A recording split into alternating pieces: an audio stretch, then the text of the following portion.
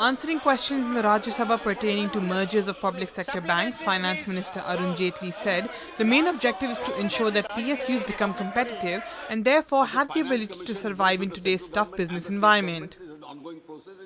With regard to the structure the Honourable Member is suggesting, whether they function alone or they function collectively under a holding company, I do not think that itself is going to make a difference.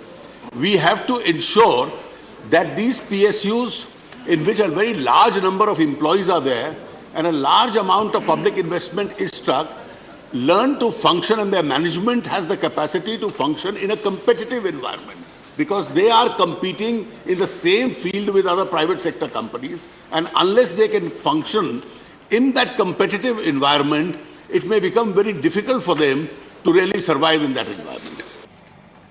Since the budget was announced, Jaitley has been reiterating that recapitalization to the tune of 2.4 lakh crores in public sector banks to meet Basel III norms is a high priority item for the government. As I said, this reply has been given on basis of the report of the bureau which was set up by the UPA government, which went into the functioning of these PSUs, which tried to revive some of these PSUs.